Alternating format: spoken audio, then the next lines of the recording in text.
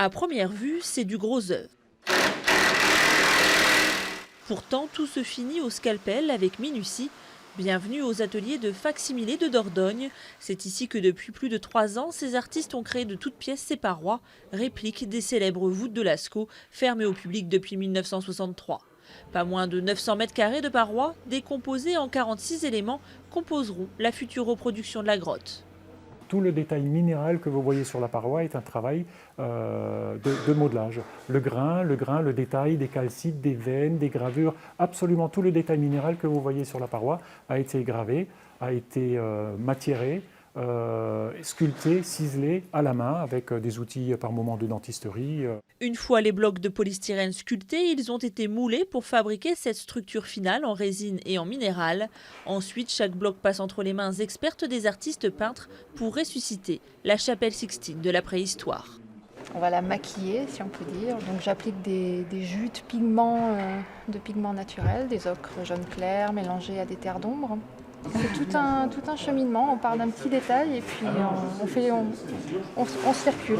On circule dans la paroi et il ne faut pas que le regard s'arrête sur quelque chose qui n'apparaît pas naturel.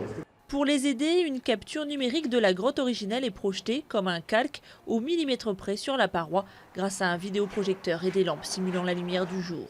Des conditions de travail loin, très loin de celles des premiers hommes qui s'éclairaient grâce à des lampes à graisse rudimentaires et qui peignaient à plus de 3 mètres de haut, juchés sur des échafaudages de fortune.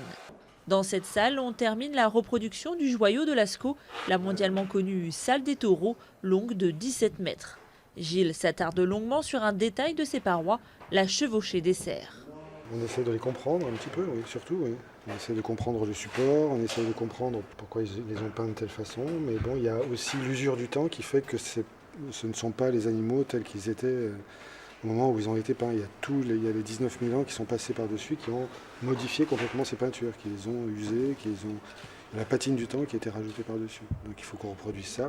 Chaque élément aura nécessité en tout plus de 8 mois de travail. Dès février, ils vont être petit à petit acheminés par convois exceptionnels ici, dans le futur Centre international d'art pariétal de Montignac, encore en construction.